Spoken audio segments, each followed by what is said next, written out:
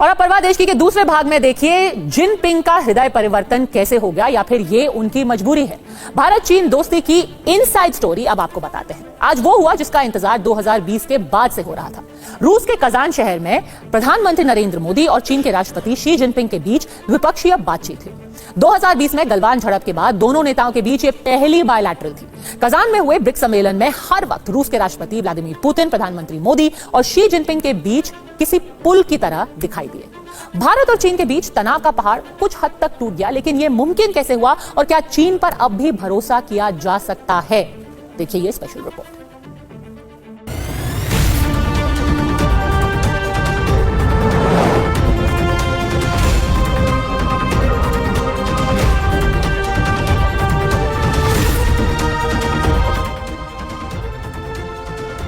प्रधानमंत्री नरेंद्र मोदी और चीन के राष्ट्रपति शी जिनपिंग द्विपक्षीय वार्ता के लिए आमने सामने बैठे तब भारत में शाम के 5 बजे थे। द्विपक्षीय बातचीत शुरू करने से पहले चीन के राष्ट्रपति शी जिनपिंग ने कहा यह मुलाकात जरूरी थी और भारत चीन समेत पूरी दुनिया को पिछले 5 साल से इस बैठक का इंतजार था। प्रधानमंत्री जी, कजान में आपसे मुलाकात करके बहुत खुशी हुई। 5 साल में ये पहला मौका है जब हम आमने सामने बैठकर बातचीत कर रहे हैं। हमारे दोनों देशों के लोग और पूरी दुनिया को इस मुलाकात का इंतजार था। चीन और भारत दोनों पुरातन संस्कृतियां हैं और महत्वपूर्ण विकासशील देश हैं। दोनों पक्षों के लिए ज्यादा बातचीत और सहयोग करना, हमारे मतभेदों और असहमतियों को ठीक से संभालना और एक दूसरे की विकास आकांक्षाओं को पूरा करना महत्वपूर्ण है। It best serves the fundamental interests of our two countries and two peoples. 5 साल से रिश्तों पर जमी बर्फ पिघली तो प्रधानमंत्री नरेंद्र मोदी ने पहले भारत और चीन के बीच सीमा पेट्रोलिंग पर बनी सहमति का स्वागत किया और फिर द्विपक्षीय वार्ता शुरू करने से पहले प्रधानमंत्री नरेंद्र मोदी ने शी जिनपिंग से 2 टूक शब्दों में कह दिया कि दोनों देशों के बीच अच्छे संबंधों के लिए भारत और चीन के बीच सीमा पर शांति बनी रहना सबसे जरूरी है। आपसे मिलकर खुशी है और जैसा आपने कहा 5 साल के बाद हमारी फॉर्मल मीटिंग हो रही है। हमारा मानना है कि भारत और चीन के संबंधों का महत्व केवल हमारे लोगों के लिए ही नहीं, लेकिन वैश्विक शांति, स्थिरता और प्रगति के लिए भी हमारे संबंध बहुत अहम है। एक्सेलेंसी, सीमा पार पिछले 4 वर्षों में उत्पन्न हुए मुद्दों पर बनी सहमति का हम स्वागत करते हैं।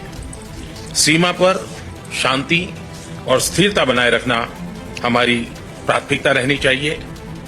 म्यूचुअल ट्रस्ट, म्यूचुअल रिस्पेक्ट और म्यूचुअल सेंसिटिविटी हमारे संबंधों का आधार बने रहना चाहिए। आज इन सभी विषयों पर बात करने का अवसर मिला है। मुझे विश्वास है कि हम खुले मन से बातचीत करेंगे। इस बातचीत के लिए 30 मिनट का समय तय किया गया था, लेकिन प्रधानमंत्री मोदी और शी जिनपिंग करीब 50 मिनट तक बंद कमरे में भारत और चीन के गंभीर मुद्दों पर मंथन करते रहे। बैठक खत्म हुई तो प्रधानमंत्री नरेंद्र मोदी और शी जिनपिंग मुस्कुराते हुए मीटिंग रूम से बाहर निकले और गर्मजोशी से एक दूसरे से हाथ मिलाया। ब्रिक्स समिट से आई ये तस्वीर भारत चीन रिश्तों पर बहुत कुछ कहती है, क्योंकि इस महामुलाकात पर पूरी दुनिया की नजर थी। अमेरिका के राष्ट्रपति जो बाइडेन से लेकर रूस के राष्ट्रपति व्लादिमीर पुतिन तक के लिए इस मुलाकात के अपने अपने मायने हैं। क्या ब्रिक्स में मोदी शी की यह मुलाकात भारत और चीन के संबंधों की एक नई शुरुआत है? क्या इस मुलाकात ने पृथ्वी के 2 सबसे बड़े राष्ट्रों के बीच सीमा पर बने तनाव के पहाड़ को हटा दिया है? क्या इस मुलाकात ने भारत और चीन के रिश्तों की कड़वाहट मिटा दी है? पिछले साल 2023 में जब ब्रिक्स देशों का सम्मेलन दक्षिण अफ्रीका में हुआ था, तब पीएम मोदी और राष्ट्रपति शी जिनपिंग ने एक दूसरे से हाथ मिलाया था, लेकिन सीमा पर तनाव के चलते उनके बीच द्विपक्षीय मुलाकात नहीं हुई थी। इससे पहले जब साल 2022 में इंडोनेशिया के बाली में G20 की बैठक हुई थी, तब भी पीएम मोदी और राष्ट्रपति शी जिनपिंग के बीच औपचारिक रूप से कोई द्विपक्षीय बातचीत नहीं हुई। आज कजान में हुई मुलाकात से पहले प्रधानमंत्री नरेंद्र मोदी और शी जिनपिंग के बीच आखिरी द्विपक्षीय बातचीत अक्टूबर 2019 में हुई थी। तब शी जिनपिंग भारत में पीएम मोदी के विशेष अतिथि थे। दोनों नेता महाबलीपुरम में अनौपचारिक शिखर सम्मेलन के लिए मिले थे, लेकिन इस मुलाकात के कुछ महीने बाद ही जून 2020 में चीन ने गलवान में धोखा दे दिया और LAC पर तनाव बढ़ गया। भारत सरकार का क्लियर स्टैंड था कि जब तक चीन सीमा पर साजिशें करना बंद नहीं करेगा, कोई द्विपक्षीय बात नहीं होगी। मोदी जिनपिंग की यह मुलाकात मुमकिन हुई क्योंकि ब्रिक्स सम्मेलन से ठीक पहले चीन ने अपने कदम पीछे खींच लिए और LAC पर दोनों देश 2020 की स्थिति बहाल करने पर सहमत हो गए। Bureau report, TV9 Bharatvarsh. Bharat चीन के रिश्तों पर पिछले 5 सालों से जमी बर्फ आखिर पिघली कैसे? प्रधानमंत्री मोदी और चीन के राष्ट्रपति के बीच द्विपक्षीय बातचीत की जमीन तैयार कैसे की गई? इसे लेकर TV9 भारतवर्ष को एक्सक्लूसिव जानकारी मिली है। इस मुलाकात के 5 मुख्य किरदार हैं। रूस के राष्ट्रपति व्लादिमीर पुतिन, भारत के विदेश मंत्री एस जयशंकर, चीन के विदेश मंत्री वांग यी, भारत के NSA अजीत डोवल और दिल्ली में चीन के नए राजदूत ज्यू फीहोंग। व्लादिमीर पुतिन ने चीन पर भारत के साथ सीमा विवाद सुलझाने का दबाव बनाया। बीते कुछ महीनों में भारत के विदेश मंत्री एस जयशंकर और चीनी विदेश मंत्री वांग यी की कई मुलाकातें हुई। इन्हीं बैठकों में मोदी जिनपिंग के बीच द्विपक्षीय बातचीत को लेकर अंतिम फैसला लिया गया। उधर NSA अजीत डोवल ने चीन के विदेश मंत्री के साथ मोदी जिनपिंग के बीच बातचीत की योजना तैयार की और भारत में चीन के नए राजदूत यू फिनहोंग ने कई बार भारत की तारीफ करके दोनों देशों के बीच की तल्खी को कम करने का भी माहौल बनाया। चीन के मीडिया पर भी भारत की आर्थिक प्रगति और वैश्विक कूटनीति की तारीफ की गई।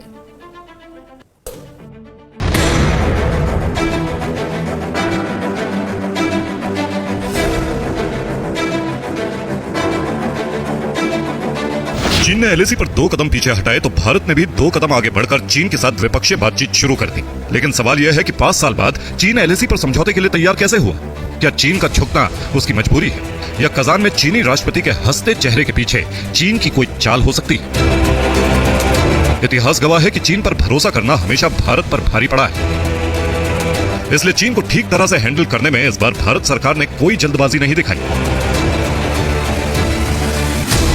भारत की कूटनीति और रूस के दबाव में चीन को कदम पीछे खींचना पड़ा क्योंकि चीन की आर्थिक स्थिति खराब हो रही है, उसे कोई बाजार नहीं मिल रहा है। एक तरफ भारत ने ग्लोबल मंचों पर चीन को अलग थलग करना शुरू किया तो दूसरी तरफ एप्पल समेत कई बड़ी कंपनियां चीन छोड़ रही हैं। ऐसे में चीन को भारत के साथ मिलकर काम करना उसकी मजबूरी बन गई। चाइना एडजस्ट कर रहा है, हम भी एडजस्ट कर रहे हैं। आज की दुनिया, जैसे प्राइम मिनिस्टर मोदी ने भी कहा कि ये दुनिया है मल्टीपोलैरिटी की, अलग अलग पोल्स बन रहे हैं दुनिया में। हम भी एक पोल है, चाइना भी एक पोल है, तो इन दोनों पोल्स को आपस में एडजस्ट भी करना है फॉर फ्यूचर पॉजिटिव रिलेशन, क्योंकि दोनों को स्कोप दिखता है कि अगर हम एडजस्ट करें थोड़ा थोड़ा तो हमें बेनिफिट या फायदे हमारे देशों को काफी हो सकते हैं अपने सेल्फ इंटरेस्ट में। अब मोदी जिनपिंग मीटिंग की पूरी इनसाइड स्टोरी समझिए। 16वें ब्रिक्स सम्मेलन से पहले पुतिन ने भारत और चीन के बीच संबंध सुधारने की पहल की। ब्रिक्स के शिखर सम्मेलन से पहले होने वाली अलग अलग मीटिंग के दौरान पुतिन ने कई बार संदेश दिया कि एशिया में शांति और स्थिरता के लिए भारत और चीन के रिश्ते सामान्य होना जरूरी है। कजान में हो रहे ब्रिक्स शिखर सम्मेलन में भी पुतिन, पीएम मोदी और शी जिनपिंग के बीच हर वक्त एक पुल की तरह दिखे। ब्रिक्स शिखर सम्मेलन से आने वाली हर तस्वीर में पुतिन के एक तरफ पीएम नरेंद्र मोदी दिखाई दिए तो दूसरी तरफ शी जिनपिंग। लेकिन भारत और चीन के बीच द्विपक्षीय बातचीत अचानक नहीं हुई।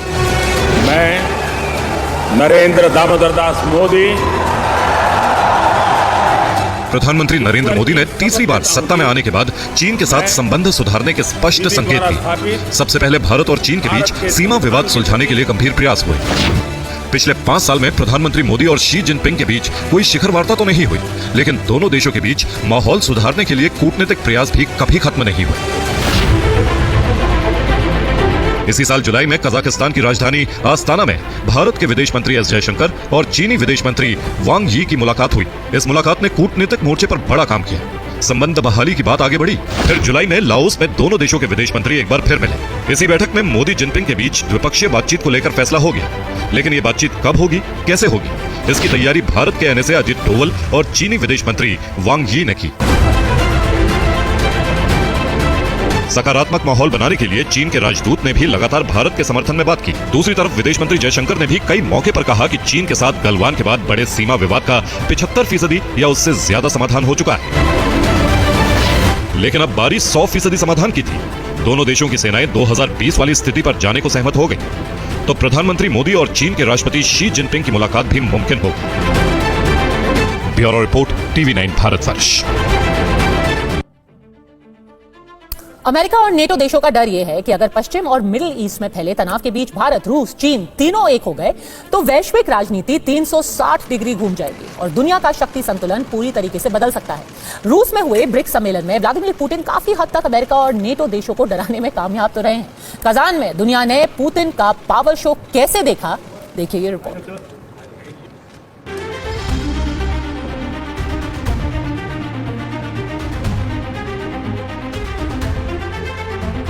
ब्रिक्स के महासम्मेलन में भारत और चीन के रिश्तों पर जमी बर्फ ही नहीं पिघली, अमेरिका का तनाव बढ़ गया है। कजान में सिर्फ ब्रिक्स का 16वां शिखर सम्मेलन ही नहीं हुआ, यहाँ अमेरिका और नाटो ने पुतिन का पावर शो देखा है। हमारे संगठन के सदस्य देशों में वास्तव में बहुत बड़ी राजनीतिक, आर्थिक, वैज्ञानिक, तकनीकी और मानवीय क्षमता है। हम समान मूल्यों वाले और एकजुट देश हैं। ब्रिक्स में विभिन्न महाद्वीपों, विकास मॉडल, धर्मों, सभ्यताओं और संस्कृतियों का प्रतिनिधित्व करने वाले संप्रभु देश शामिल हैं। रूस के कजान शहर में हुई ब्रिक्स प्लस की बैठक में 36 देशों ने भाग लिया। इतने देशों को अपने साथ एक मंच पर खड़ा करके पुतिन ने अमेरिका और नाटो देशों को दिखा दिया कि वो असली बाजीगर है और रूस को अलग थलग करना नामुमकिन है। पिछले 3 दिन में पुतिन ने जिन मेहमानों का स्वागत किया वो दुनिया की 40% आबादी और 30% अर्थव्यवस्था को संभालते हैं। नए स्वरूप में ब्रिक्स विश्व की 40% मानवता और लगभग 30% अर्थव्यवस्था का प्रतिनिधित्व करता है। पिछले लगभग 2 दशकों में ब्रिक्स ने अनेक उपलब्धियां हासिल की हैं। मुझे विश्वास है कि आने वाले समय में यह संगठन वैश्विक चुनौतियों का सामना करने के लिए और अधिक प्रभावी माध्यम बनकर के उभरेगा। पश्चिमी प्रतिबंधों की वजह से रूस कई समस्याओं का सामना कर रहा है। विश्व अर्थव्यवस्था पर डॉलर का दबदबा है। पुतिन अमेरिका की इसी बादशाहत को तोड़ना चाहते हैं। ब्रिक्स देशों की मीटिंग में मंथन हुआ कि कैसे ग्लोबल व्यापार का कोई ऐसा जरिया निकले जिसमें डॉलर, यूरो या G7 की कोई और करेंसी ना हो। पुतिन की अध्यक्षता में हुआ ब्रिक्स देशों का 16वां सम्मेलन इसलिए भी याद किया जाएगा क्योंकि इस पे 30 से ज्यादा देशों ने ब्रिक्स से जुड़ने की इच्छा जाहिर की है। दुनिया अब मल्टीपोलर वर्ल्ड ऑर्डर की तरफ बढ़ रही है। 30 से ज्यादा देशों ने ब्रिक्स से जुड़ने की इच्छा जाहिर की है। बैठक में इन्हें लेकर चर्चा होगी। हम कोशिश करेंगे कि नए देशों को जोड़ने से संगठन की क्षमता पर असर न पड़े। पुतिन चाहते हैं कि अमेरिका और नाटो को ब्रिक्स से चुनौती मिले और एशिया में शक्ति का एक ऐसा समीकरण बन जाए जिसके सामने अमेरिका और नाटो के 32 देशों की ताकत भी छोटी साबित हो। बाइडेन पिछले 2 साल से ये कह रहे हैं कि वो पुतिन को दुनिया के पटल पर अकेला कर देंगे, लेकिन पुतिन ने कजान में 36 देशों के प्रतिनिधियों से बात करके और 20 द्विपक्षीय शिखर सम्मेलनों की मेजबानी करके न सिर्फ अपनी ताकत दिखा दी है बल्कि नए शक्ति समीकरण बनाने की तरफ भी बड़े कदम बढ़ा दिए हैं। Bureau report, TV9 Bharatvarsh. Bangladesh की में अब बात बांग्लादेश की करते हैं। बांग्लादेश में एक बार फिर से हिंसक प्रदर्शन शुरू हो गए। अब आप सोचेंगे कि इस प्रदर्शन का मतलब क्या है, जबकि शेख हसीना अब देश में है नहीं और नई सरकार आ चुकी है। पर इस बार राजधानी ढाका की सड़कों पर बवाल शेख हसीना को लेकर एक बार फिर से बढ़ गया। इस बार निशाने पर बांग्लादेश के राष्ट्रपति थे। बांग्लादेश के राष्ट्रपति ने शेख हसीना को लेकर एक ऐसी बात कह दी जिसके बाद ढाका की सड़कों पर कोहराम मच गया। छात्र संगठन और कट्टरपंथी जमात के लोग एक बार फिर से सड़कों पर आ गए, पर इस बार उनकी मांग शेख हसीना को हटाने की नहीं, राष्ट्रपति को ही हटाने की थी। इस बीच बांग्लादेश की अंतरिम सरकार राष्ट्रपति मोहम्मद शहाबुद्दीन को हटाने पर विचार भी कर रही है। ऐसे में अब यह सवाल है कि क्या बांग्लादेश में नए बवाल के पीछे यूनुस सरकार ही की कोई साजिश है?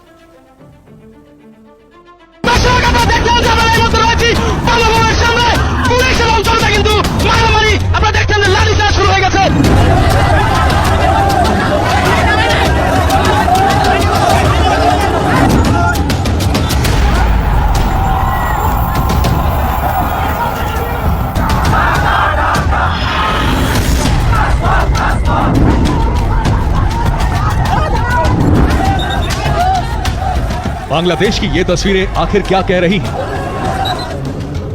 बांग्लादेश में बवाल आखिर थम क्यों नहीं रहा है? बांग्लादेश में एक बार फिर क्यों शुरू हो गया हिंसक प्रदर्शन?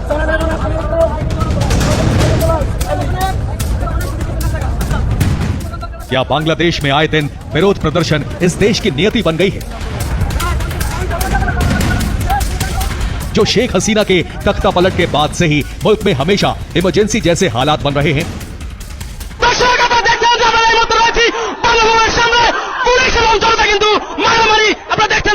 শুরু হয়ে গেছে, সেনাবাহিনী পুলিশ উভয় মিলে কিন্তু এই জনতার উপর আক্রমণ শুরু করেছে এবং একটি আক্রমণাত্মক মার এবং বিশৃঙ্খল একটি ঘটনা ঘটছে।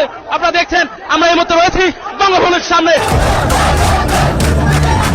बांग्लादेश की सड़कों पर विरोध प्रदर्शन, हिंसा और आगजनी की ये तस्वीरें इस बात का सबूत हैं कि ये मुल्क एक बार फिर कट्टरपंथियों के मंसूबों का शिकार बन गया है।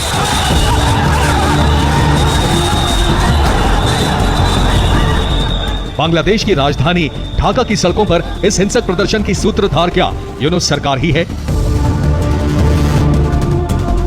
शेख हसीना के तख्ता पलट के बाद उनके विरोधियों की अभी हिंसा और गुस्से की आग ठंडी भी नहीं हुई थी कि तब तक बांग्लादेश में राष्ट्रपति के इस्तीफे की मांग को लेकर बवाल शुरू हो गया। तो क्या इस विरोध प्रदर्शन के पीछे अंतरिम सरकार के मुखिया मोहम्मद यूनुस की शय है? बांग्लादेशी मीडिया रिपोर्ट्स के मुताबिक ढाका की सड़कों पर प्रदर्शन करने वाले ये वही लोग और वही स्टूडेंट्स हैं जो चंद महीनों पहले शेख हसीना की सरकार के खिलाफ सड़कों पर उतरे थे और सरकार को गिरा दिया था। शेख हसीना को देश छोड़ना पड़ा था। बांग्लादेश में शेख हसीना सरकार के खिलाफ विरोध प्रदर्शन की अगुवाई करने वाले छात्र संगठन ने ढाका में एक बार फिर उग्र प्रदर्शन किया।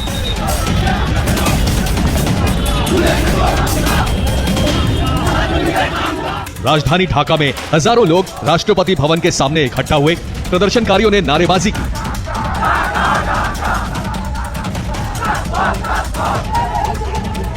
प्रदर्शनकारियों की भीड़ हिंसक होने के बाद पुलिस ने उन पर लाठीचार्ज किया और आंसू गैस के गोले दागे। मीडिया रिपोर्ट्स के अनुसार इस हिंसक प्रदर्शन में कई लोग घायल भी हो गए क्योंकि ढाका पुलिस के मुताबिक उग्र प्रदर्शनकारी उन पर पथराव करने लगे थे, जिसके बाद पुलिस को सख्ती करनी पड़ी।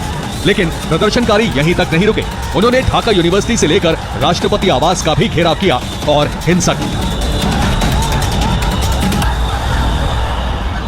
स्टेटमेंट दी है कि मेरे पास कोई कागजी प्रूफ नहीं है कि शेख हसीना ने देश छोड़ने से पहले रिजाइन करा। इसके चलते जो स्टूडेंट प्रोटेस्टर्स है वो काफी खफा हो गए हैं। बैकग्राउंड में बात यह चल रही है कि यूनुस सरकार एक्चुअली इस प्रेसिडेंट को हटाना चाहती है, परंतु हटा इसलिए नहीं सकती क्योंकि बांग्लादेश का जो प्रेसिडेंट है वो इनडायरेक्टली उनकी पार्लियामेंट इलेक्ट करती है। अब शेख हसीना के जाने के बाद बांग्लादेश की पार्लियामेंट तो हो गई डिसॉल्व, तो अब नया प्रेसिडेंट इलेक्ट हो नहीं सकता, जो फिलहाल है वही रहेगा। बांग्लादेश में शेख हसीना को हटाने के बाद अब राष्ट्रपति मोहम्मद शहाबुद्दीन को हटाने की मांग तेज हो गई है। प्रदर्शनकारियों का कहना था कि राष्ट्रपति ने अपने पद पर बने रहने का नैतिक अधिकार खो दिया है। দাবি অনেক ক্লিয়ার, ক্রিস্টাল ক্লিয়ার যে এরকম মিথ্যাবাদী রাষ্ট্রপতির পদে থাকতে পারে। আমরা এই পদত্যাগ চাই, যদি পদত্যাগ না হয় তাহলে আমরা যাব না।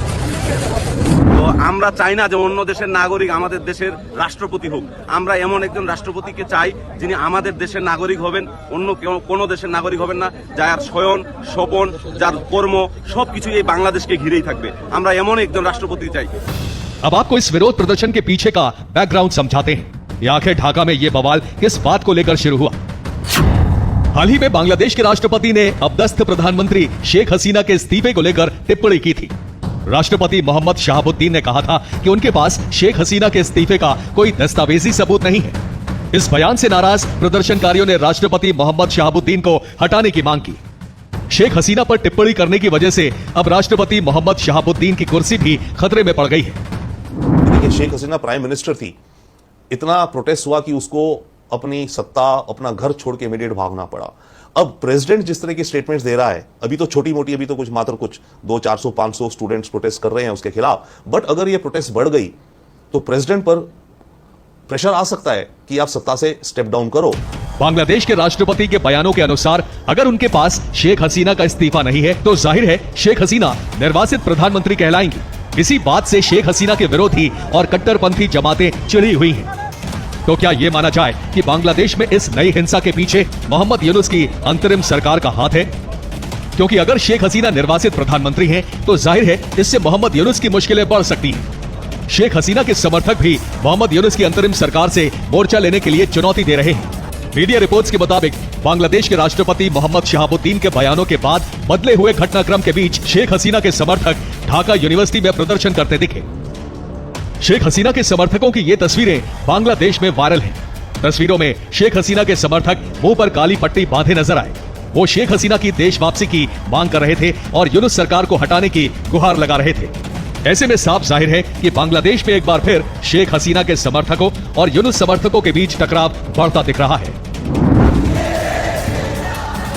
ढाका की सड़कों पर एक बार फिर बवाल करने वाले प्रदर्शनकारियों और छात्र संगठनों का दावा है कि 48 घंटों में बांग्लादेश की सत्ता में भारी बदलाव होगा। उनका इशारा मौजूदा राष्ट्रपति को हटाने की तरफ था। प्रदर्शनकारी गुट राष्ट्रपति के मसले पर राजनीतिक दलों से बात करेंगे। सेना प्रमुख की मौजूदगी में राजनीतिक दलों से बात होगी। गुरुवार तक नए राष्ट्रपति को लेकर फैसला कर लिया जाएगा। प्रदर्शनकारियों ने चेतावनी दी है कि अगर मौजूदा राष्ट्रपति मोहम्मद शहाबुद्दीन को नहीं हटाया गया तो वो बांग्लादेश में एक बार फिर उसी तरह के प्रदर्शन करेंगे जैसे शेख हसीना सरकार के खिलाफ अगस्त में हुआ था।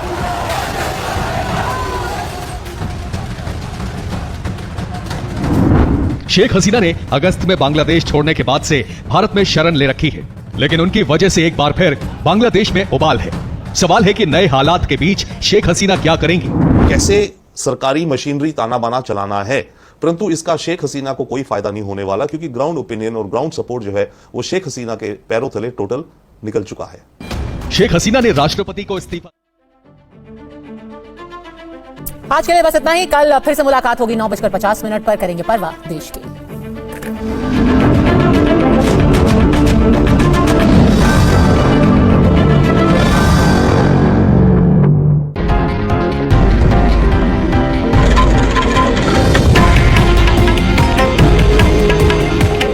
ये है देश का नंबर 1 न्यूज नेटवर्क और आप देख रहे हैं TV9 भारतवर्ष। फिक्र आपकी, परवाह।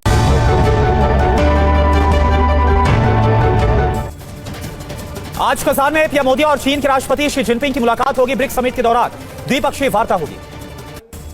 लद्दाख में चीन ने भारत के साथ LAC पर समझौते की पुष्टि की। चीन ने कहा दोनों पक्ष एक समाधान पर पहुंच गए हैं, समाधान योजना लागू करने के लिए साथ काम करेंगे। इजरायल से तनाव के बीच ईरान के राष्ट्रपति से मिले पीएम मोदी। पेजेश्कियान को भारत आने का न्यौता दिया गया। दोनों नेताओं ने पश्चिम एशिया में जारी तनाव पर जताई है चिंता। मोदी ने कहा राष्ट्रपति पेजेश्कियान के साथ मुलाकात अच्छी रही, उन्होंने रिश्तों की समीक्षा की। ब्रिक्स सम्मेलन से पहले कजान में पुतिन के सामने युद्ध पर बोले पीएम मोदी संघर्ष का समाधान शांतिपूर्ण तरीके से हो, हम मानवता के लिए शांति और स्थिरता के समर्थक।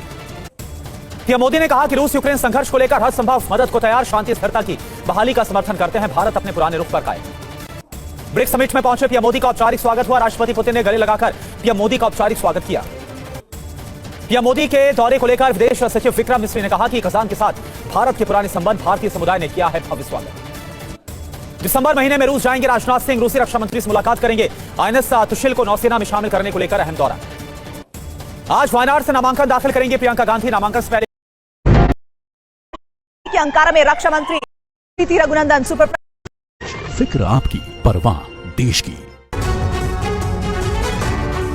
नमस्कार, आप देख रहे हैं सुपर प्राइम टाइम। मैं हूं आपके साथ प्रीति रघुनंदन। सुपर प्राइम टाइम में हम आपको दिखाते हैं वर्ल्ड एक्सक्लूसिव ग्राउंड रिपोर्ट और साथ ही ब्रेकिंग न्यूज। और आज की ब्रेकिंग न्यूज है तुर्की की राजधानी अंकारा से, जहां पर बड़ा आतंकी हमला हुआ है। आज की पहली बड़ी खबर। दूसरी खबर यह कि अंकारा में रक्षा कंपनी तुसास पर यह हमला हुआ है। तीसरी ब्रेकिंग न्यूज, धमाके से दहला है रक्षा कंपनी तुसास का परिसर। और इसके साथ ही अगली ब्रेकिंग न्यूज है बम विस्फोट में कम से कम 10 की मौत हुई है। तुसास कंपनी लड़ाकू विमान बनाती है। सबसे बड़ी बात यह है कि कई लोगों के बंधक बनाए जाने की खबर है। जानकारी यह है कि इस आतंकी हमले में 3 आतंकी दाखिल हुए हैं, जिनमें एक फिदाइन बताया जा रहा है जिसने अपने आप को उड़ाया है और वहां पर लोगों की जान ली है। अभी तक 10 लोगों के मारे जाने की खबर है, लेकिन कई लोग बंधक बनाए गए हैं। ये तुसास कंपनी फाइटर जेट्स बनाती है, ड्रोन बनाती है। हथियारबंद 3 आतंकी लगातार फायरिंग कर रहे हैं और तुर्की सरकार ने इसे आतंकी हमला बताया। ये तस्वीरें देखिए, वो एंट्रेंस एरिया जहां पर इस कंपनी में घुसते हुए नजर आ रहे हैं ये आतंकी, जिसमें एक महिला हमलावर भी शामिल है, महिला आतंकी भी शामिल है। और देखिए किस तरह से वहां खड़ी हुई गाड़ियों को नुकसान पहुंचाया गया है। धमाके से दहली है रक्षा कंपनी तुसास। 1 अक्टूबर और 19 अक्टूबर ये 2 तारीखें इजरायल के गौरव पर ईरान की चोट है। 1 अक्टूबर को 200 मिसाइल हमले और 19 अक्टूबर को नेतन्याहू के घर पर हमला। इजरायल ने इन दोनों हमलों का हिसाब चुकता करने की ठान ली है। अमेरिका को साफ कह दिया है कि ईरान पर हमले होने निश्चित हो चुके हैं, लेकिन ये हमले किस तरह होंगे इसका प्लान अमेरिका को भी नहीं सौंपा गया है। इजरायल का टारगेट ईरान के सुप्रीम कमांडर हैं। खामेनेई की हत्या का प्लान तैयार हो चुका है और इस रिपोर्ट में हम आपको बता रहे हैं कि इजरायल ये कैसे करने वाला है, इस ऑपरेशन की जिम्मेदारी किसे दी गई है और कैसे इस ऑपरेशन से पूरा अरब परमाणु संकट में फंस सकता है।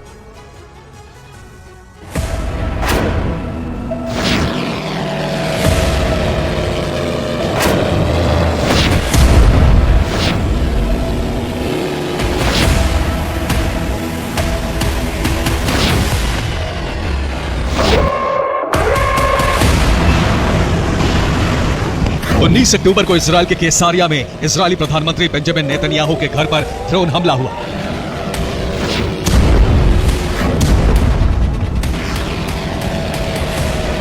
इजरायली सुरक्षा एजेंसियों की वजह से बेंजामिन नेतन्याहू की जान बच गई, लेकिन इस हमले को इजरायल सरकार ने बहुत गंभीरता से लिया है। और ईरान पर बड़े पलटवार होना निश्चित है।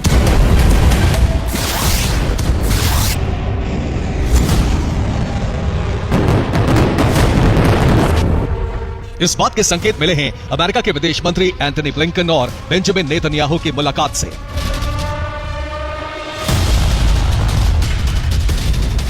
22 अक्टूबर को अमेरिकी विदेश मंत्री एंथनी ब्लिंकन तेल अवीव पहुंचे और अरब में शांति स्थापना का राजनयिक प्रयास किया, लेकिन बेंजामिन के साथ हुई मुलाकात में बात बनी नहीं। We are resolute in our defense of Israel when it comes to attacks it's receiving from Iran, from Iran's proxies. And we stand with Israel and will always stand with Israel in its defense. It's also very important that Israel respond in ways that do not create greater escalation and do not risk spreading the conflict. यानी America के विदेश मंत्री कह रहे हैं कि Iran पर हमलों का मतलब होगा युद्ध का विस्तार, क्योंकि इजराइल ने ड्रोन हमले का दोषी ईरान को माना है और पलटवार ईरान पर ही किए जाएंगे।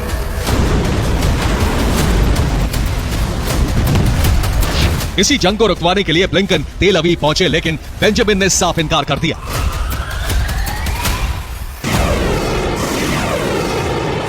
ब्लिंकन ने इजराइल से तेहरान पर हमले ना करने के लिए कहा। बेंजामिन ने कहा कि मेरी हत्या के प्रयास को नजरअंदाज नहीं किया जा सकता। अमेरिका ने तेहरान पर हमलों के लिए अनुमति नहीं दी। इजराइल ने कहा है कि ईरान पर सरप्राइज हमले होने जरूरी हैं।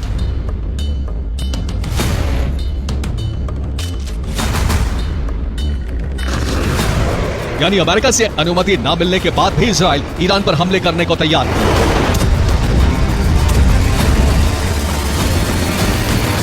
लेकिन अमेरिका से रिश्ते बिगड़ने के खतरे को देखते हुए इसका दूसरा रास्ता निकाला गया है। इजराइल तेहरान को सबसे बड़ा झटका देने का ब्लूप्रिंट तैयार कर चुका है। इजराइल बेंजामिन के घर पर हमले का बदला खामनेई के मर्डर से लेने का प्लान बना रहा है। तेहरान में इजराइल के एजेंट खामनेई की हानिया की तरह हत्या कर सकते हैं। इसके साथ ही IRGC सेना के मुख्य कमांडरों की हत्या कराई जा सकती है। इस काम में ईरान के विद्रोही गुटों का इस्तेमाल किया जा सकता है।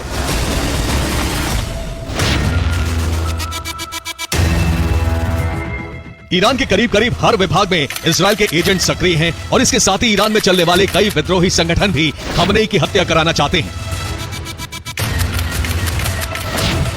ताकि उनके मकसद पूरे हो सके।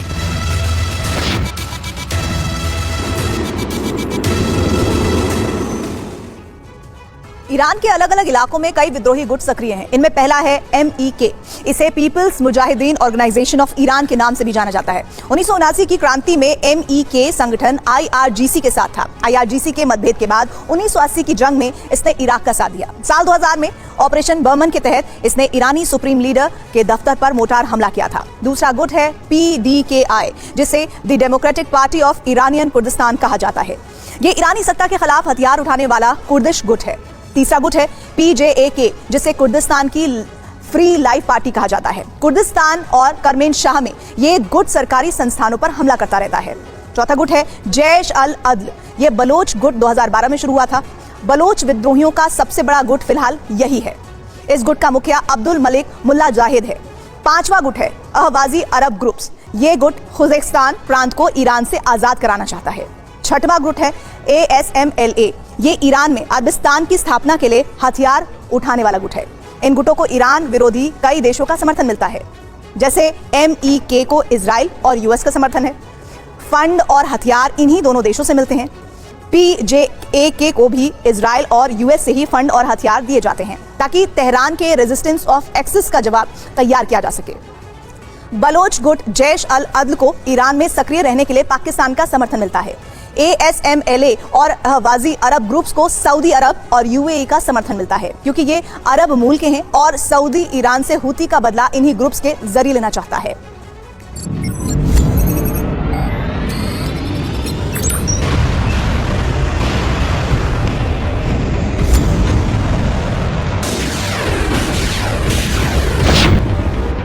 इजराइल तेहरान को गृह युद्ध में झोंकने की तैयारी कर रहा है और साफ है कि इससे एक्सेस ऑफ रेजिस्टेंस का मूवमेंट कमजोर होगा।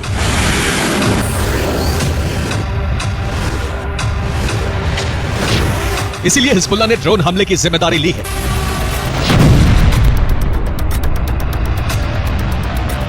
हिजबुल्लाह के मीडिया प्रभारी मोहम्मद अफीफ ने 23 अक्टूबर को प्रेस कॉन्फ्रेंस की। अफीफ ने कहा कि हिजबुल्लाह ने ही केसारिया में एक बेंजामिन के बंगले पर हमला किया था, लेकिन इजराइल का मानना है कि अब रेजिस्टेंस की जड़ यानी तेहरान को भस्म करके ही खतरा खत्म किया जा सकता है। इसलिए तेहरान में बड़े कोवर्ट ऑपरेशन को हरी झंडी दे दी गई है और तेहरान ने इससे निपटने के लिए डिफेंस से लेकर न्यूक्लियर ऑफेंस तक की तैयारी शुरू कर दी है।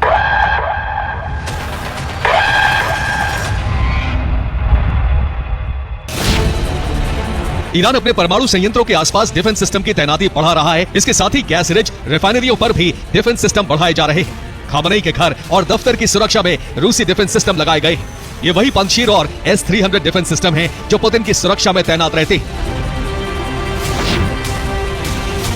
ईरान ने ऐलान कर दिया है कि इजराइल उसके लिए सबसे बड़ा खतरा है और आत्मरक्षा के लिए परमाणु हथियार जरूरी हो चुके हैं। माना जा रहा है कि इसीलिए ईरानी वायुसेना के कमांडर पाकिस्तान दौरे पर गए।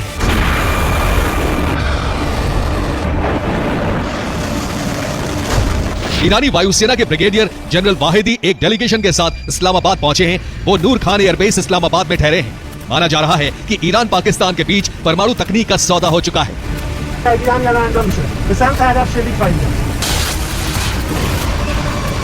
ईरान पहले ही 90% तक यूरेनियम संवर्धित कर चुका है और पाकिस्तान से परमाणु तकनीक मिलने के बाद वह बहुत जल्द परमाणु बम बनाकर इजराइल को संकट में डाल सकता है।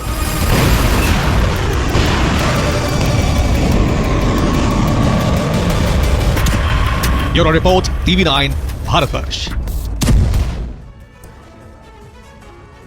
बड़ी खबर आ रही है तुर्की की राजधानी अंकारा में आतंकी हमले से जुड़ा हुआ यह अपडेट। रक्षा कंपनी तुसाज में घुसे 3 हमलावर आतंकी कर रहे हैं ताबड़तोड़ फायरिंग। आतंकियों ने कई लोगों को बंधक बनाया है।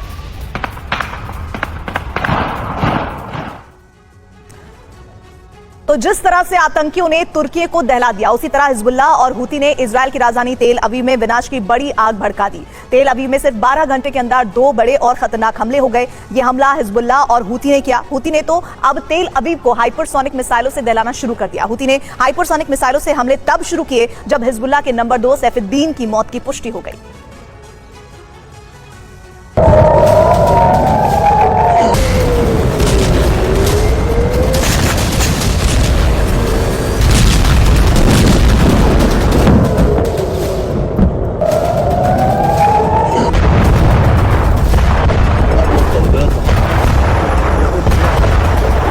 हिजबुल्लाह बैलिस्टिक मिसाइलों से विस्फोट कर रहा है। हूती हाइपरसोनिक मिसाइल से धावा बोल रहा है।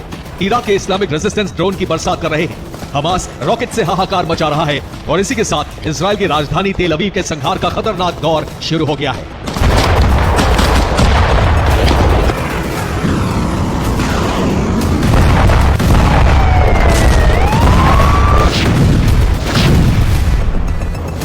ये उस नए और विध्वंसक युद्ध की तस्वीर है जो इजराइल के खिलाफ शुरू हुआ है। हिजबुल्लाह, हूती, इस्लामिक रेजिस्टेंस और हमास न सिर्फ एक साथ आ गए हैं बल्कि एक साथ तेल अवीव को पूरी तरह दहला रहे हैं। ईरानी प्रॉक्सी जिस तरह से एकजुट होकर बारूदी गर्जना कर रहे हैं, उससे तेल अवीव पर अब तक का सबसे बड़ा खतरा मंडराने लगा है।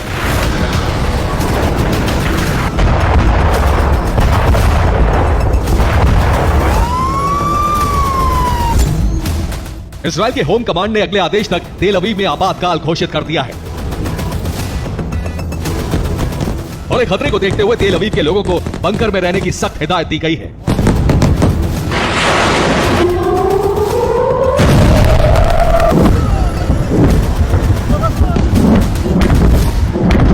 तेल अवीव के सामूहिक संहार की शुरुआत तब हुई जब हिजबुल्लाह के नंबर 2 और नसरल्लाह के उत्तराधिकारी हाशिम सैफुद्दीन के मौत की पुष्टि हुई।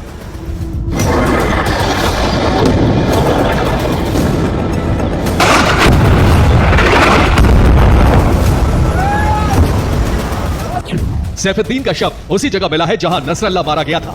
बैरूत के दाहिया में मलबे से सैफुद्दीन की लाश मिली। हिजबुल्लाह ने भी सैफुद्दीन के मारे जाने की पुष्टि कर दी है। सैफुद्दीन के खात्मे की खबर आई तो हिजबुल्लाह के साथ साथ कई प्रॉक्सी संगठन बुरी तरह से बौखला गए।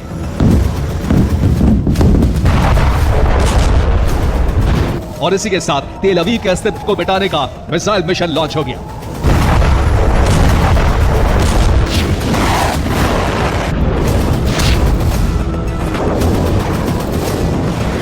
दरअसल इजराइल की बमबारी में न सिर्फ हिजबुल्लाह की पूरी लीडरशिप खत्म हो चुकी है, बल्कि हिजबुल्लाह की सैन्य शक्ति भी तहस नहस हो गई है। इजराइल के हमले में हिजबुल्लाह को जबरदस्त नुकसान पहुंच रहा है।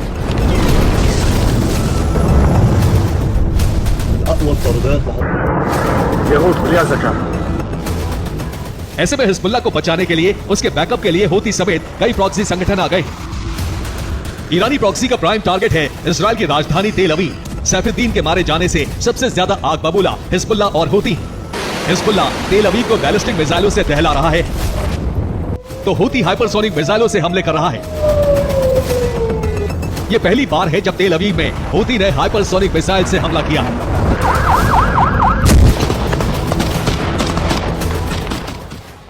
यमन की राजधानी सना यानी हूती के गढ़ से इजराइल की राजधानी तेल अवीव की दूरी 2070 किलोमीटर है। हूती ने यह हमला हाइपरसोनिक मिसाइल से किया। इस हाइपरसोनिक मिसाइल का नाम है फिलिस्तीन 2। इस मिसाइल की रेंज है 2150 किलोमीटर। इसका मतलब यह हुआ कि यह मिसाइल 2070 किलोमीटर की दूरी तय कर तेल अवीव में विस्फोट कर सकती है। इसने 19,000 किलोमीटर प्रति घंटे की रफ्तार से जाकर बड़ा विस्फोट किया। हूती ने हाइपरसोनिक मिसाइल से हमला किया तो हिजबुल्लाह ने बैलिस्टिक मिसाइल से धावा बोला। लेबनान बॉर्डर से तेल अवीव की दूरी करीब 120 किलोमीटर है। इसलिए तेल अवीव को दहलाने के लिए हिजबुल्लाह ने नस्र 2 मिसाइल का इस्तेमाल किया। नस्र 2 मिसाइल बैलिस्टिक मिसाइल है। इस मिसाइल की रेंज 150 किलोमीटर है। यह अपने साथ 140 किलो का वॉरहेड ले जाकर विस्फोट करती है।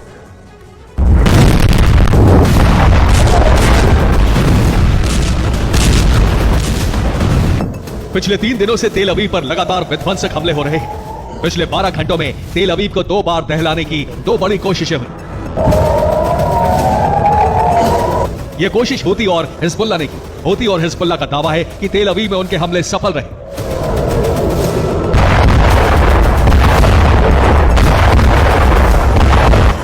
यानी हिजबुल्लाह की बैलिस्टिक मिसाइल और हूती की हाइपरसोनिक मिसाइल अपने टारगेट को हिट करने में सफल रहे। हालांकि इजराइल का कहना है कि उसने दोनों मिसाइलों को हवा में ही तबाह कर दिया। अंतिम सच क्या है यह अभी साफ नहीं हुआ है, लेकिन रिपोर्ट्स के मुताबिक तेल अवीव में 2 बड़े और जोरदार धमाके सुने गए। इन्हीं धमाकों के बाद माना जा रहा है कि हूती और हिजबुल्लाह का दावा सही है। यानी तेल अवीव में ईरानी प्रॉक्सी के बड़े हमले सफल रहे। तेल अवीव में हूती और हिजबुल्लाह का यह हमला इजराइल के लिए बहुत बड़ा झटका है। हूती ने तेल अवीव में मौजूद आईडीएफ के बेस को टारगेट करने की कोशिश की। हैरानी की बात यह है कि ना तो हमले से पहले अलर्ट सायरन बजा और ना ही एयर डिफेंस सिस्टम ने इंटरसेप्टर मिसाइल फायर की। इसका मतलब यह हुआ कि हूती की हाइपरसोनिक मिसाइल फिलिस्तीन 2 ने न सिर्फ इजराइल के एयर डिफेंस सिस्टम को धोखा दिया, बल्कि अमेरिकी एयर डिफेंस सिस्टम को भी भेद दिया। यही वजह है कि इजराइल की राजधानी पर अब तक का सबसे बड़ा खतरा मंडराने लगा है। इजराइल पर इराक के इस्लामिक रेजिस्टेंस ने भी ड्रोन से धावा बोला। इस्लामिक रेजिस्टेंस ने 2 ड्रोन इजराइल के इलाक में फायर किए, जबकि एक ड्रोन गोलन में मौजूद आईडीएफ के बेस की तरफ दागे। इजराइल का दावा है कि उसने इस्लामिक रेजिस्टेंस के तीनों हमलों को नाकाम कर दिया। इजराइल ने इस्लामिक रेजिस्टेंस के हमले को तो फेल कर दिया, लेकिन तेल अवीव में हिजबुल्लाह और हूती के हमलों को फेल नहीं कर पाया, खासकर हूती के हाइपरसोनिक हमले को। अब सवाल यही है कि जब हूती ने हाइपरसोनिक मिसाइलों से हमले शुरू कर दिए, तो अब इजराइल तेल अवीव की सुरक्षा कैसे करेगा? इजरायली सेना की रणनीति क्या होगी? दरअसल हाइपरसोनिक मिसाइलों के हमलों को रोकना असंभव माना जाता है। दुनिया में किसी भी देश के पास हाइपरसोनिक हमलों को रोकने की तकनीक नहीं है। दुनिया का कोई भी air defence system hypersonic missile के हमले को नाकाम करने में सक्षम नहीं है।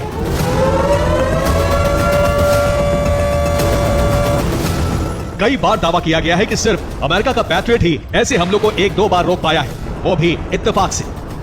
तो सवाल यह है कि क्या तेल अवीव को बचाने के लिए अमेरिका थाड के बाद पैट्रियट एयर डिफेंस सिस्टम की तैनाती करेगा?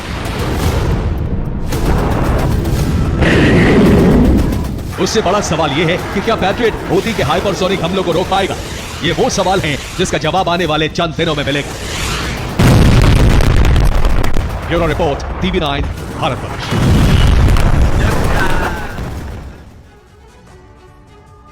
बड़ी खबर इस वक्त तुर्की की राजधानी अंकारा से, जहां आतंकी हमले को लेकर बड़ा अपडेट मिल रहा है कि फिदायीन हमलावर ने खुद को उड़ा लिया। इस हमले में हमलावरों में महिला फिदायीन भी शामिल है, जो तस्वीरों में भी कैद हुई है।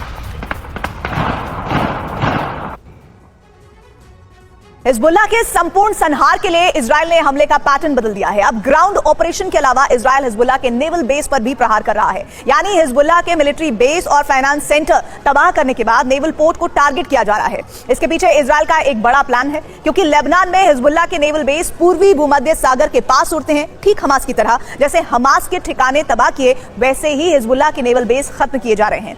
पूर्वी भूमध्य सागर में इजराइल ने अमेरिका के साथ मिलकर जबरदस्त घेराबंदी की है। इजराइल नहीं चाहता कि भूमध्य सागर में ईरानी प्रॉक्सी का दबदबा बढ़े। अगर ऐसा हुआ तो इजराइल के हाथ से भूमध्य सागर का खजाना निकल सकता है।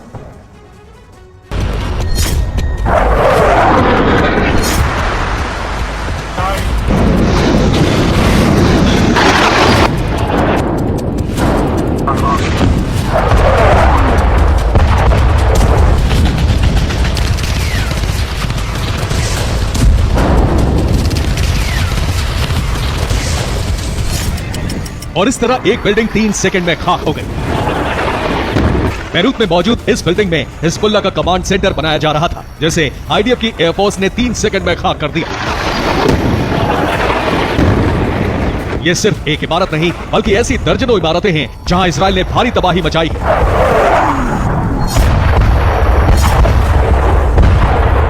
इन हमलों में तब और तेजी आई जब से आईडीएफ ने ग्राउंड ऑपरेशन शुरू किया।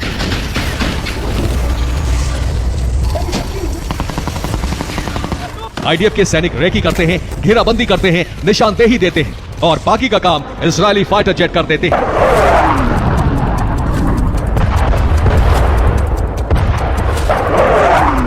दिन में बम बरसते हैं, रात में अग्निकांड होते हैं। बारूद अब लेबनान की तकदीर बन चुका है। देखिए कैसे रात के अंधेरे में एक मिसाइल गिरी तो एक पूरा इलाका आग की चपेट में आ गया।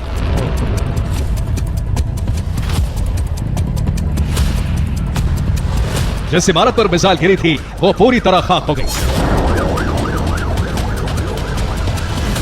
एक तरफ लेबनान में आईडीएफ ने ग्राउंड ऑपरेशन तेज कर दिया है, जमीन पर टैंक गरज रहे हैं। दूसरी तरफ आसमान से फाइटर जेट बम बरसा रहे हैं, जबकि इजराइल ने एक और फ्रंट खोल दिया है।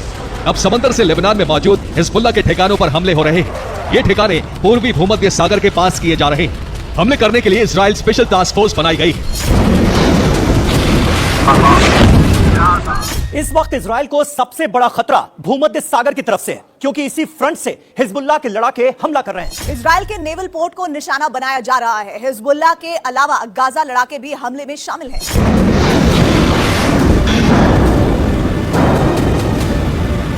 ईरानी प्रॉक्सी के टारगेट पर इजराइल के नेवल पोर्ट हैं। उनके नाम सुन लीजिए: हाइफा, हादेरा, तेल अवीव, अशदोद, अश्कलोन और इलात।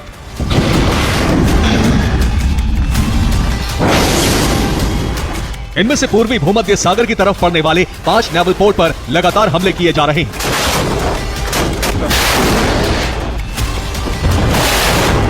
जबकि इलात पर यमन से मिसाइलें दागी जा रही हैं और इन हमलों के पीछे हिजबुल्लाह की नेवल विंग है, जो अंडरग्राउंड ठिकानों में छुपी हुई है। इजराइल ने ऑपरेशन सागर शुरू किया है, जिसमें ईरान के प्रॉक्सी ठिकानों पर हमले के लिए आईडीएफ ने स्पेशल फोर्स बनाई है। सैटेलाइट से भी लेबनान की निगरानी की जा रही है। बैरूत पोर्ट की कई तस्वीरें मोसाद को पेंटागन ने दी है। यानी इजराइल पूरी तरह से हिजबुल्लाह के कमांड सेंटर और उसका नेटवर्क खाक कर देना चाहता है। ग्राउंड फाइटर्स को खत्म करने के बाद समंदर से हमले करने वाले लड़ाकों को निशाना बनाया जा रहा है। लेबनान के पास अमेरिका और इजराइल ने अपने युद्धपोत लगा दिए हैं, जबकि ईरान और यमन के पास टास्क फोर्स पहले से ही तैनात है। दरअसल इजराइल को इस बात का भी खतरा है कि कहीं ईरानी प्रॉक्सी इजराइल के गैस फील्ड पर हमला ना कर दें, खासतौर से उन पर जो एकदम लेबनान के पास पड़ते हैं। इसलिए इजराइल ने सबसे पहले लेबनान की राजधानी बैरूत में मौजूद हिजबुल्लाह ठिकाने को नष्ट किया।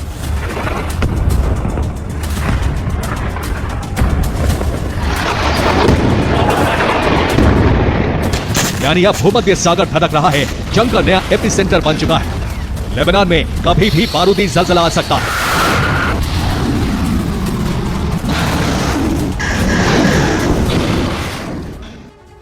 ग्राउंड ऑपरेशन के बाद इजरायल ने हिजबुल्लाह का नौसैनिक अड्डा एयर स्ट्राइक में खाक कर दिया। लेबनान की राजधानी बैरूत के पास हिजबुल्लाह का नेवल बेस मौजूद था। हिजबुल्लाह के नेवल बेस पर कॉम्बैट बोट तैनात थी। बोट के जरिए हिजबुल्लाह के लड़ाके इजरायल में घुसने की तैयारी में थे। बैरूत नेवल बेस से ही हिजबुल्लाह ने इजरायल के नेवल पोर्ट पर हमले किए थे। हिजबुल्लाह ने तेल अवीव और हाइफा पर भी हमले किए थे। उन हमलों का बदला लेने के लिए आईडीएफ ने बैरूत नेवल बेस पूरी तरह तबाह कर दिया। नेवल बेस पर लगा रडार सिस्टम और लॉन्चिंग साइट खाक हो गए। बेस में मौजूद अंडरग्राउंड हथियार गोदाम भी जला दिए गए।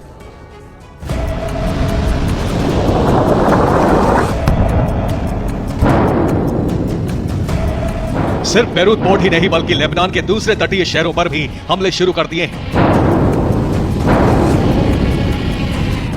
ये कुछ घंटे पहले की तस्वीर है जिसमें लेबनान के तियरे पर हमले किए गए। तियरे पोर्ट पर भी हिजबुल्लाह का नेवल बेस था जिसे आईडीएफ ने उड़ा दिया। लेबनान पर ठीक उसी पैटर्न पर हमले किए जा रहे हैं जैसे गाजा में किए गए थे।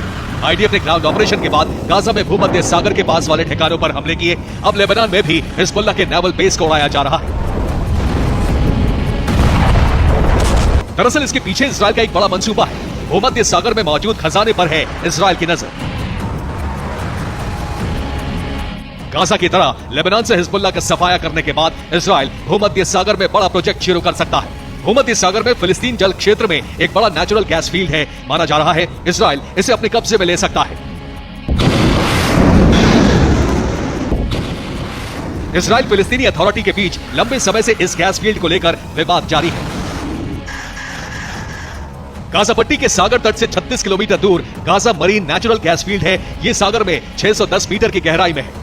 अनुमान है कि इस नेचुरल गैस फील्ड में 3200 करोड़ क्यूबिक मीटर गैस हो सकती है, जो एक बड़ा प्राकृतिक संसाधन है और अभी तक यहाँ गैस फील्ड विकसित नहीं की गई है। 1999 की शुरुआती खोज में भी यह पता लगा था कि इसी क्षेत्र में एक छोटा गैस फील्ड भी है। इस छोटे क्षेत्र में 300 crore cubic metre natural gas होने का अनुमान लगाया गया था। माना यह जा रहा है कि इजरायल इस नेचुरल गैस फील्ड को अपने कब्जे में लेकर भविष्य में इंफ्रास्ट्रक्चर तैयार करके गैस निकालने का काम शुरू करने वाला है। लेकिन इस गैस फील्ड पर हमास की तरह हिजबुल्लाह की भी नजर है। मोसाद का इनपुट है कि गाजा मरीन के मुनाफे को ईरानी प्रॉक्सी संगठन इजरायल पर हमले में इस्तेमाल करेंगे। इसीलिए इजरायल लेबनान से हिजबुल्लाह का सफाया इसी तरह कर देना चाहता है जैसा वो गाजा में हमास पर प्रहार करके कर रहा है। Bureau report, TV9 Bharatvarsh. बड़ी खबर आ रही है अंकारा में आतंकी हमले से जुड़ा यह अपडेट। आतंकियों ने इंजीनियर्स को बंधक बना लिया है। रक्षा कंपनी के इंजीनियर्स को बंधक बनाया गया है।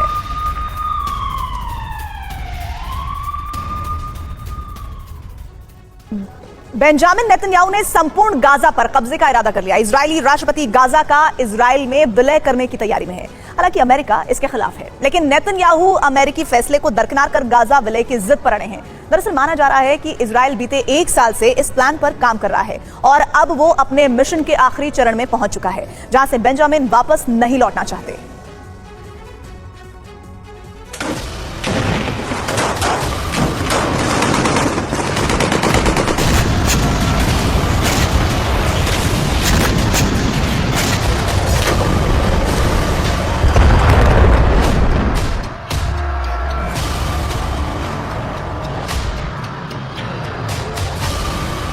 उत्तरी गाजा, गाजा का वो हिस्सा जहां अल मवासी के बाद इस वक्त सबसे ज्यादा आबादी मौजूद है और यही फिलहाल इजरायल का प्रमुख टारगेट है। बीते 96 घंटों से उत्तरी गाजा के कोने कोने में बारूदी कोहराम मचा है। आईडीएफ के प्रचंड प्रहार ने जबालिया से लेकर बेत लाहिया तक भूचाल ला रखा है।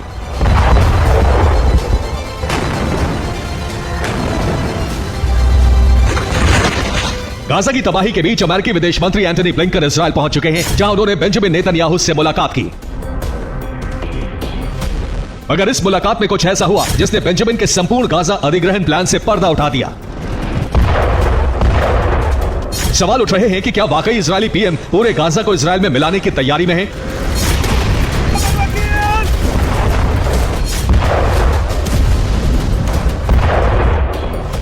אנחנו מורגלים הרבה מאוד שנים לצטט את הרב חרל"פ שהסביר לנו את הנקודה העיקרית.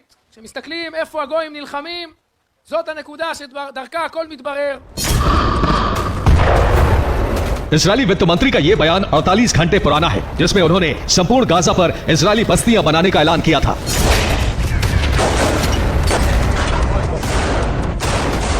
एंटनी ब्लिंकन और नेतन्याहू की मीटिंग में जो हुआ उसने इजरायली वित्त मंत्री की बात पर मुहर लगा दी है। दरअसल ब्लिंकन और नेतन्याहू के बीच 3 प्रमुख मुद्दों पर चर्चा हुई। नंबर 1, बंधकों की सुरक्षित वापसी कैसे की जाए। नंबर 2, जंग के बाद गाजा में स्थिर सरकार कैसे लाई जाए। नंबर 3, इजराइल गाजा पर कब्जा नहीं करेगा, बेंजामिन जंग के बाद उसे स्वतंत्र छोड़ेंगे और इस बात का ऐलान वो सार्वजनिक तौर पर करेंगे।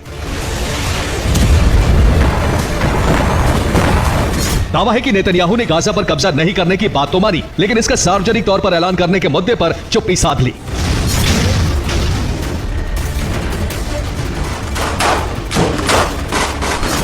नेतन्याहू के इस रवैये के बाद माना जा रहा है कि इजराइल गाजा पर पूर्ण कब्जे की तैयारी में है। उनका प्लान जंग के बाद यहां इजरायली लोगों को बसाकर हमास के खतरे को हमेशा हमेशा के लिए खत्म करने का है।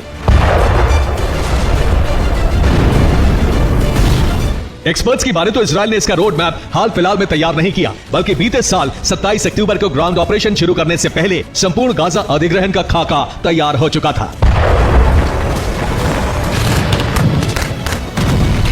कैसे, वो हम आपको बताते हैं। 7 अक्टूबर से पहले गाजा की 22 लाख आबादी 5 इलाकों में बटी थी। उत्तरी गाजा, गाजा सिटी, दीर अल बलाह, खान यूनिस और राफा। ग्राउंड ऑपरेशन के बाद इजराइल ने खान यूनिस के पास अल मवासी में ह्यूमन कॉरिडोर बनाया। इजराइल ने इसे गाजा में सबसे सुरक्षित जगह घोषित किया। ये इलाका सिर्फ 50 वर्ग किलोमीटर में फैला है। सभी शहरों से लोगों का पलायन करवाकर अल मवासी लाया गया। आज अल मवासी में करीब 18 लाख की आबादी मौजूद है, जो गाजा की कुल आबादी का करीब 80% है। करीब 4 लाख लोग अब भी उत्तरी गाजा में रह रहे हैं। इजरायली सेना यहाँ मौजूद लोगों को अल मवासी भेज रही है, यानी इजराइल ने पूरे गाजा को सिर्फ 50 वर्ग किलोमीटर के अल मवासी में समेटने की तैयारी की है।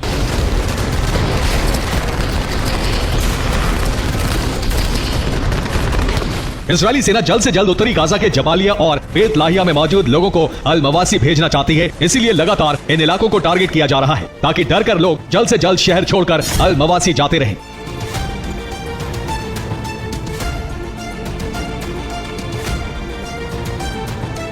इसीलिए इजराइल सेना ने यहां रहने वाले लोगों की मदद का रूट भी काट दिया है। इसके साथ ही अस्पतालों को टारगेट किया जा रहा है। ये उत्तरी गाजा में मौजूद कमाल अदवान अस्पताल का वीडियो है। तस्वीरों में देखा जा सकता है अस्पताल के चारों तरफ सिर्फ और सिर्फ मलबे का ढेर है। इधर नेतन्याहू संपूर्ण गाजा अधिग्रहण के मिशन पर हैं, लेकिन अपने ही देश में बंधकों की रिहाई पर घिरते जा रहे हैं। नेतन्याहू के खिलाफ सेना में विरोध बढ़ता जा रहा है, जिसकी वजह बंधक समझौते का दबाव है। दरअसल सेना का एक हिस्सा बेंजामिन पर जल्द बंधकों की रिहाई का दबाव डाल रहा है, जिसके लिए वो हमास से समझौते की मांग कर रहे हैं। इसी मुद्दे पर बीते 6 महीने में करीब 138 सैनिक इस्तीफा दे चुके हैं। अब 15 सैनिकों ने नेतन्याहू को पत्र लिखा है, जिसमें बंधक समझौता जल्द करने की बात कही गई है। ऐसा नहीं होने पर सैनिकों ने इस्तीफा देने की चेतावनी दी है। इधर उत्तरी गाजा में हमास लगातार ग्राउंड फोर्स को छोटे छोटे हमलों के जरिए गंभीर घाव दे रहा है। ये जबालिया का वीडियो है, जहां हमास लड़ाकों ने सटीक हमला कर आईडीएफ के मरकावा टैंक को तबाह कर दिया।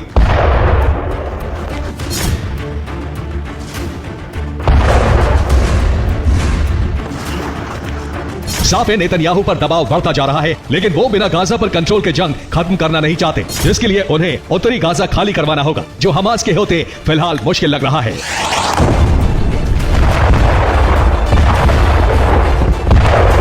Bureau report, TV9 Bharatvarsh. Lebanon में हिजबुल्लाह ठिकानों पर इजरायल तबाही मचा रहा है। उसका इरादा हिजबुल्लाह का संपूर्ण संहार करने का है, लेकिन हिजबुल्लाह को ईरान और रूस से विध्वंसक हथियार लगातार मिल रहे हैं। ऐसे में इजरायल के लिए बड़ा संकट खड़ा हो गया है। हिजबुल्लाह के पास ऐसे ड्रोन पहुंच गए हैं जिनके सामने इजरायल का डिफेंस सिस्टम भी नाकाम साबित हो रहा है। इजरायल के सामने सवाल है कि वो कैसे हिजबुल्लाह के हाईटेक ड्रोन के हमलों को रोक पाए।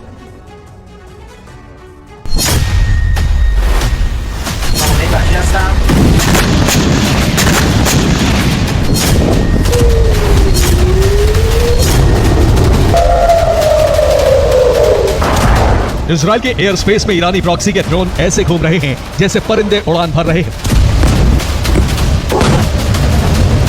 इन तस्वीरों को देखिए। ड्रोन का पहला हमला, ड्रोन का दूसरा हमला, ड्रोन का तीसरा हमला, ड्रोन का चौथा हमला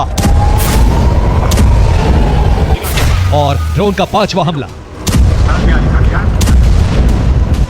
जब से इजराइल ने लेबनान में बड़ा ऑपरेशन शुरू किया है, तब से हिजबुल्लाह ने भी रॉकेट और ड्रोन स्ट्राइक बढ़ा दी है। लगातार हिजबुल्लाह के ड्रोन इजराइल को दहला रहे हैं और इजराइल की सबसे बड़ी नाकामी यह है कि इजराइल के प्रधानमंत्री बेंजामिन नेतन्याहू के घर पर भी ड्रोन अटैक हो गया।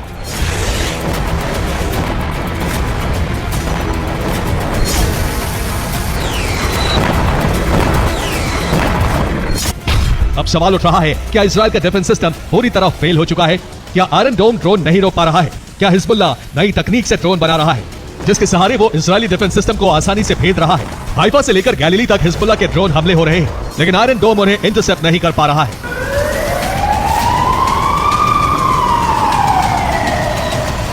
हालात ऐसे हैं कि इजराइल के कई शहरों में लगातार सायरन बज रहे हैं। इस वीडियो को देखिए जिसे हिजबुल्लाह ने जारी किया है। इसमें इजरायली डिफेंस सिस्टम के एकदम पास तक ड्रोन पहुंच जाता है और डोम एक्टिव भी नहीं हो पाता। अब इस दूसरे वीडियो को देखिए। हिजबुल्लाह ने दावा किया है कि उसके 2 ड्रोन 20 मिनट तक हाइफा के ऊपर मंडराते रहे, लेकिन आयरन डोम उन्हें मार गिराने में नाकाम रहा, जबकि इजराइल की एयरफोर्स भी उसे इंटरसेप्ट नहीं कर पाई। इसके बाद ड्रोन ने भारी तबाही मचाई। इसी तरह कई हमले किए गए। हालांकि कई ड्रोन को मार गिराने का दावा इजराइल ने किया है, लेकिन बेंजामिन नेतन्याहू के घर पर ड्रोन अटैक साफ तौर पर बताता है कि इजराइल के सुरक्षा घेरे की धज्जियां उड़ चुकी हैं।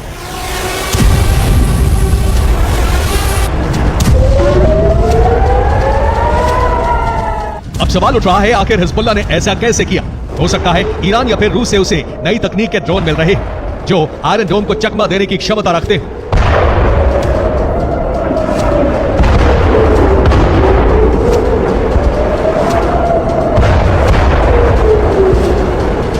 इजराइल ये जान चुका है, पिछले 7 अक्टूबर को हुए हमास के हमले ने उसके सुरक्षा घेरे की पोल खोल दी थी। इसलिए वो अब दोबारा जोखिम नहीं लेना चाहता। इसीलिए इजराइल ने 4 लेयर डिफेंस सिस्टम लगाया है, जिसमें सबसे बाहरी पंक्ति में अमेरिका से मिले थार्ड की तैनाती की है, जबकि सबसे आखिर में आयरन डोम लगाया है। Bureau report, TV9 Bharatvarsh.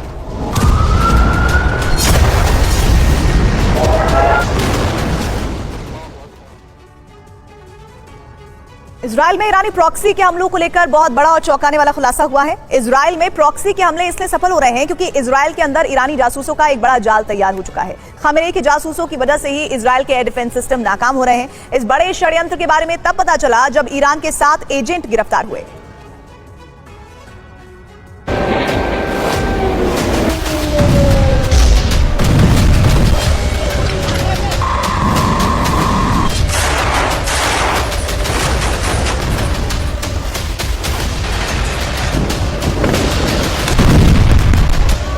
जिस वक्त इजराइल ईरान पर हमला करने की तैयारी कर रहा है, जिस वक्त इजरायली सेना ईरान से 1 अक्टूबर के हमले का बदला लेने जा रही है, उस वक्त इजराइल के कई शहर पूरी तरह से दहल रहे हैं। तेल अवीव, इलाद, हाइफा और हदेरा इजराइल के ये 4 बड़े शहर हैं जिसे ईरानी प्रॉक्सी पूरी तरह से दहला रहे हैं। हैरानी की बात यह है कि ईरानी प्रॉक्सी के ज्यादातर हमले सफल हो रहे हैं। इजराइल और अमेरिका के एयर डिफेंस सिस्टम इन हमलों को रोक नहीं पा रहे हैं।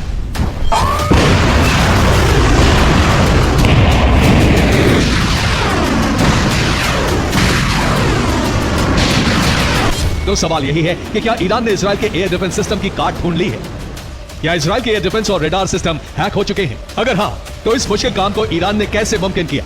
इस सवाल का जवाब है ईरान के जासूसों का वो बड़ा जाल जो इजराइल के अंदर तैयार हो चुका है। शिन बेत ने यरूशलेम से ईरान के 7 जासूसों को पकड़ा तो चौंकाने वाला खुलासा हुआ। ईरान के ये 7 जासूस उत्तरी इजराइल के रहने वाले हैं। इजराइल के मुताबिक ये सभी एजेंट मोटी रकम लेकर ईरानी खुफिया एजेंसी के लिए काम कर रहे थे। इनके टारगेट पर इजराइल के परमाणु वैज्ञानिक, बड़े शहरों के मेयर, सुरक्षा अधिकारी और दूसरी बड़ी शख्सियतें थी। ईरान ने अपने एजेंट्स को इन सभी लोगों को खत्म करने का टास्क सौंपा था। शिन बेत के मुताबिक जांच में पता चला है कि ये 7 ईरानी एजेंट इजरायली सैन्य बेस, एयरफोर्स और नौसेना और आयरन डोम एयर डिफेंस सिस्टम से जुड़ी जानकारी जुटा रहे थे। ईरानी जासूस इजराइल के हर महत्वपूर्ण ठिकाने की फोटो भी खींच रहे थे। ये जानकारी और तस्वीरें सीधे ईरानी खुफिया एजेंसी वासा को दिए जा रहे थे। पूछताछ में यह भी पता चला है कि इजराइल के अंदर ईरानी एजेंट्स का एक बड़ा जाल मौजूद है जो इजराइल की सुरक्षा से जुड़ी जानकारी ईरान को दे रहा है। इन्हीं खुफिया जानकारी का इस्तेमाल कर ईरान और उसके प्रॉक्सी इजराइल में हमले कर रहे हैं और ये हमले लगातार सफल हो रहे हैं।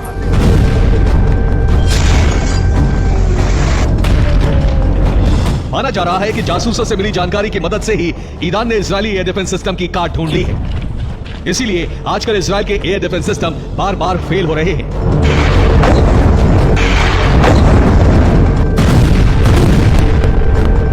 शिनबेट के मुताबिक ईरान इजरायल के बड़े एनर्जी ठिकानों की जानकारी जुटा चुका है। जिस तरह से रूस यूक्रेन के एनर्जी सेक्टर को ध्वस्त कर रहा है, उसी तर्ज पर ईरान भी इजरायल को ऊर्जा विहीन बनाने के खतरनाक प्लान पर काम कर रहा है। जंग में यूक्रेन के 50 से ज्यादा देश मददगार हैं, लेकिन रूस अकेले जंग में टिका रहा है। अब रूस ने भी अपने सैन्य गठबंधन का इस्तेमाल शुरू कर दिया है, लेकिन इस गठबंधन में यूक्रेन की तरह कोई लिमिट नहीं है। रूस के no limit partner Kim Jong ने अपनी सेना को रूस भेज दिया है। रिपोर्ट है कि नॉर्थ कोरिया के सैनिक कुर्स्क के मोर्चे पर जंग में उतार दिए गए हैं और बहुत जल्द यूक्रेन की धरती पर भी जंग लड़ने वाले हैं।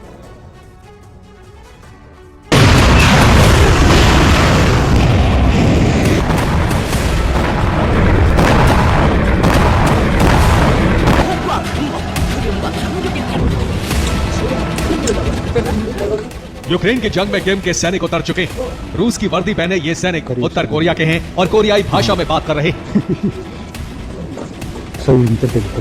दावा किया जा रहा है कि उत्तर कोरिया के ये सैनिक रूसी धरती पर पहुंच चुके हैं।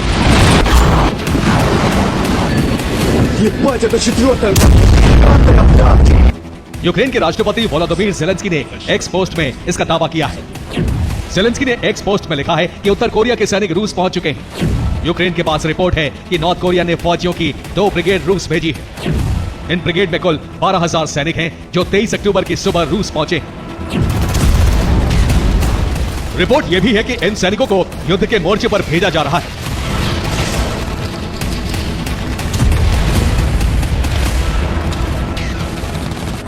किम के सैनिकों को कुर्स्क के मोर्चों पर भेजे जाने की रिपोर्ट है। कुर्स्क के मोर्चे पर रूस के नियमित सैनिक जंग नहीं लड़ रहे हैं। रूस के अनुभवहीन फौजी कुर्स्क की जंग में मौजूद हैं। रिपोर्ट है कि नॉर्थ कोरिया के अनुभवी और कुशल सैनिकों को कुर्स्क की जंग में भेजा जा रहा है। अमेरिकी राष्ट्रपति चुनाव में महज 13 दिन शेष हैं। कमला हैरिस और डोनाल्ड ट्रंप ने अपनी रैलियों में पूरी ताकत झोंक दी है। सर्वे में दोनों राष्ट्रपति उम्मीदवार की लोकप्रियता का ग्राफ तेजी से बदल रहा है। ऐसे में अमेरिकी उद्योगपतियों ने भी अपने पसंदीदा उम्मीदवारों के लिए दान पेटी खोल दी है।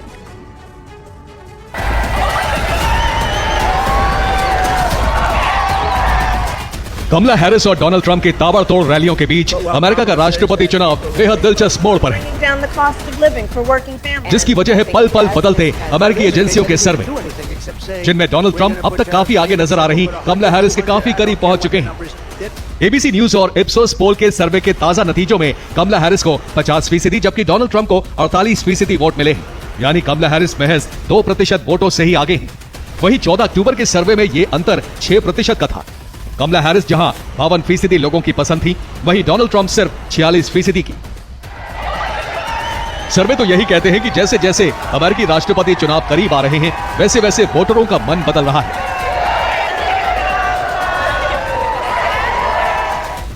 कमला हैरिस और डोनाल्ड ट्रंप की कड़ी टक्कर के बीच अमेरिकी उद्योगपति भी पानी की तरफ पैसा बहा रहे हैं। उन्होंने अपने अपने पसंद के उम्मीदवार को जीत दिलवाने के लिए चंदे की पेटी खोल डाली है। अमेरिकी मीडिया रिपोर्ट्स के मुताबिक बिल गेट्स ने कमला हैरिस की पार्टी डेमोक्रेटिक पार्टी को $50 मिलियन का चंदा दिया है।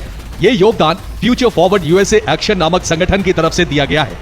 हालांकि अभी तक बिल गेट्स खुलकर कमला हैरिस के समर्थन में नहीं उतरे हैं, लेकिन ट्रंप समर्थक इलॉन मस्क ट्रंप के साथ खुलकर खड़े हैं। वो इन चुनावों में अब तक ट्रंप की पार्टी पर $11.9 करोड़ खर्च कर चुके हैं।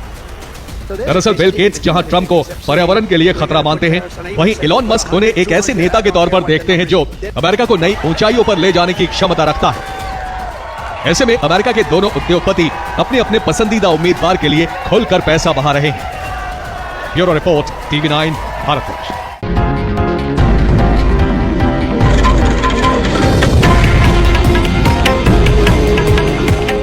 ये है देश का नंबर 1 न्यूज नेटवर्क और आप देख रहे हैं TV9 भारतवर्ष। फिक्र आपकी, परवाह देश।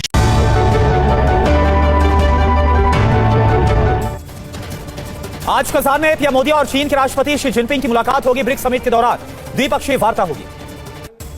लद्दाख में चीन ने भारत के साथ एलएसी पर समझौते की पुष्टि की। चीन ने कहा दोनों पक्ष एक समाधान पर पहुंच गए हैं। समाधान योजना लागू करने के लिए साथ काम करेंगे। इजरायल से तनाव के बीच ईरान के राष्ट्रपति से मिले पीएम मोदी। पेजेश्कियान को भारत आने का न्योता दिया गया। दोनों नेताओं ने पश्चिम एशिया में जारी तनाव पर जताई है